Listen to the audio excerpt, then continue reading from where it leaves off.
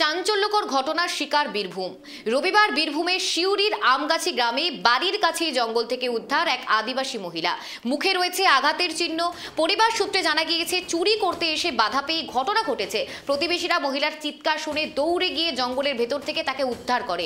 তৎক্ষণাৎ এলাকাবাসী তাকে শিউরি হাসপাতালে নিয়ে যায়, কিন্তু বিজেপির দাবি পুরো ঘটনাই পরিকল্পিত। মহিলাকে ধর্ষণ করা হয়েছে। ঘটনাচক্রে পুলিশের সঙ্গে বিজেপির তুমুল বাকবিতণ্ডা শুরু হয়, তর্ক বিতর্ক শুরু হয়। ঘটনার তদন্তে নেমেছে শিউরি থানার পুলিশ। ঘটনাস্থলে যান আদিবাসী নেতা রবিন সোরেনও। এই মুহূর্তে আমাদের সঙ্গে টেলিফোন লাইনে রয়েছে আমাদের প্রতিনিধি জয়ন্ত।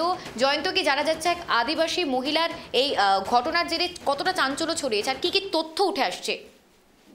একেবারে তোমাকে প্রথমে জানাই যে ঘটনাটি বীরভূমের শিউরি থানা আমগাছিয়া গ্রামের ঘটনা। এই মহিলাটি এই আমগাছিয়া গ্রামে কিন্তু একাই থাকতেন। বেশ কয়েক বছর আগে তার স্বামী তাকে ছেড়ে দেয় এবং তার যে সন্তান রয়েছে, পুত্র সন্তান, সেই সন্তান মেয়েটির বাবা অর্থাৎ তার দাদুর কাছে কিন্তু সন্তানটি কিন্তু থাকতেন। অর্থাৎ মেয়েটি কিন্তু তার আমগাছিয়া গ্রামের বাড়িতে কিন্তু একাই থাকতেন। এবং পরিবার সূত্রে যেটা দাবি করা হচ্ছে, গতকাল বেশ কিছু দুষ্কৃতী তার বাড়িতে কিন্তু ঢোকে এবং তাকে কিন্তু মারধর করে এবং চুরি করার চেষ্টা করে, বাড়িতে লুটপাট এবং চুরি করার চেষ্টা করে। এবং যখন মেয়েটি চিৎকার করে, যেহেতু আশেপাশের প্রতিবেশী যারা আছে তারা শুনতে পাবে বলে তাকে সেখান থেকে তুলে নিয়ে গিয়ে জঙ্গলে তার উপর মাথায় গুরুতর আঘাত করে এবং তাকে অচৈতন্য অবস্থায় সেখানে পড়ে থাকতে দেখে। এবং স্থানীয় যারা রয়েছেন প্রতিবেশী, তারা সেখান থেকে মেয়েটিকে উদ্ধার করে সিউড়ি সদর হাসপাতালে নিয়ে আসে। সেই সময় সিউড়ি সদর হাসপাতালে বিজেপি কর্মী সমর্থকরা পৌঁছান এবং তারা সেখানে দাবি করতে লাগেন মেয়েটিকে ধর্ষণ করা হয়েছে, অর্থাৎ মেয়েটির যেন মেডিকেল পরীক্ষা কিন্তু করা হোক। কিন্তু পুলিশের তরফ থেকে যেটা জানানো হচ্ছিল সেই সময় যে মেয়েটির যেহেতু অবস্থা আশঙ্কাজনক রয়েছে, তাকে প্রথমে সুস্থ করা হবে, তারপরেই কিন্তু তার যে শারীরিক পরীক্ষা তা কিন্তু করা হবে। কিন্তু তারা মেনে নিতে চাননি এবং পুলিশের যিনি ঊর্ধ্বতন কর্তৃপক্ষ ওখানে ছিলেন, অর্থাৎ ডিএসপি ডিএনটি কুণাল মুখার্জি, তার সঙ্গে কিন্তু বাকবিতণ্ডায় জড়িয়ে পড়েন।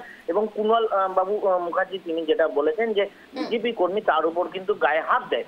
এই নিয়ে কিন্তু বিশাল একটি বচসার সৃষ্টি হয় এবং উত্তেজনার সৃষ্টি হয়। ইতিমধ্যেই সেখানে কিন্তু পৌঁছেছিলেন বিষম আদিবাসী গাঁওতার যিনি রাজ্য সভাপতি রয়েছেন রবিন সোরেন। তিনি গিয়ে পরিস্থিতি সেখানে সামলান এবং বাড়ির লোকের সঙ্গে কথা বলে এবং যে সমস্ত চিকিৎসক ছিলেন তাদের সঙ্গে কথা বলে মেয়েটিকে। পুলিশ কি এখনো পর্যন্ত কাউকে গ্রেপ্তার করতে সক্ষম হয়েছে? দেখো, ইতিমধ্যে যেটা খবর পাওয়া যাচ্ছে পুলিশের তরফ থেকে যেটা জানানো হচ্ছে, এই ঘটনায় মেয়েটি বর্ধমানে অনেকটাই কিন্তু এখন স্থিতিশীল রয়েছে। তার জবানবন্দিতে কিন্তু শকু সোরেন বলে একটি ব্যক্তির নাম উঠে আসে এবং তাকেই কিন্তু গ্রেপ্তার করেছে। ইতিমধ্যেই সিউড়ি থানা পুলিশ তাকে গ্রেপ্তার করেছে। যেটা জানা যাচ্ছে মহিলাটির সঙ্গে কিন্তু বিবাহ বহির্ভূত যে সম্পর্ক, সেই সম্পর্ক ছিল অন্য একটি লোকের এবং শকু কিন্তু সেটি মেনে নিতে পারেননি বলে তাকে কিন্তু মেরে ফেলার চেষ্টার জন্যই কালকে তার বাড়িতে গেছিলেন। এমনটাই কিন্তু পুলিশ সূত্র থেকে কিন্তু এই মুহূর্তে জানা যাচ্ছে। ধন্যবাদ জয়ন্ত। আমরা যে খবরের দিকে নজর রাখছি, জঙ্গল থেকে উদ্ধার এক আদিবাসী মহিলার দেহ।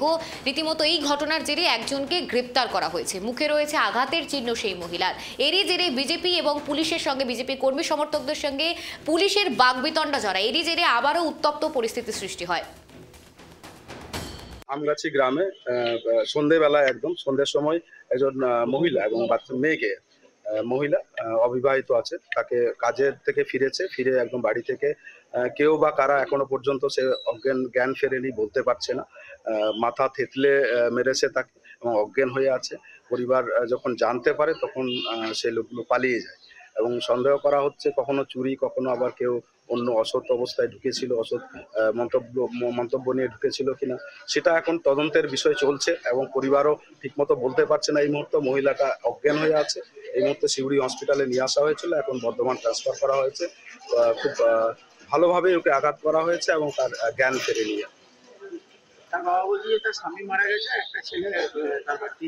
হ্যাঁ, একটা ছেলে তার বাড়িতেই থাকে। স্বামী মারা গেছে এবং বাড়িতেই থাকে। তার সেই বাড়িতে থাকার অবস্থাতেই সন্ধ্যেবেলায় কেউ ছিল না কাজের, হয়তো সেই সময় অনেকে মাঠ থেকে ফিরে আসছে বা কোথাও কোনো কাজের থেকে ফিরে আসছে সেই সময় এবং সেটা ঘটনাটা ঘটেছে এবং সে বলতে পারছে না এবং কি হয়েছে এখন বাড়ির লোকও বলতে পারছে না এই মুহূর্তে যে কি হয়েছে, কিভাবে হয়েছে, এবং সন্দেহ করছে অনেকে যে চুরি করতে ঢুকেছিল, এটাও হতে পারে।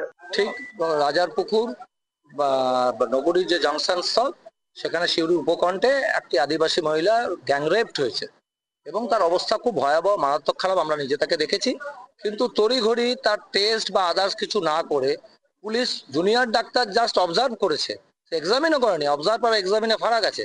যদিও রেপ ভিক্টিমের নাম করা যাবে না, তাই নাম করছি না, তার অবস্থা খুব ভয়াবহ। কোন রকম ডাক্তারকে দিয়ে রেফার করিয়ে তাড়াতাড়ি বর্ধমান মেডিকেলে রেফার করে পুলিশ তার দায়িত্ব পালন করতে যাচ্ছে।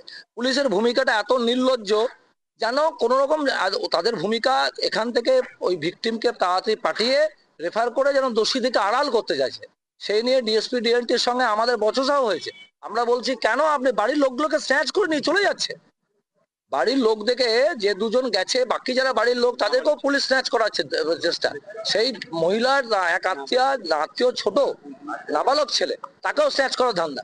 এবং তাকে আমরা রুখি এবং তাকে বলি যে অ্যাকচুয়াল ঘটনাটা আপনি করুন, কেন পরীক্ষা করছেন না। হসপিটাল সুপারকেও আমরা কোশ্চেন করেছি, তিনি বলছেন আমরা ঠিক জানি না, আমি বাইরে আছি।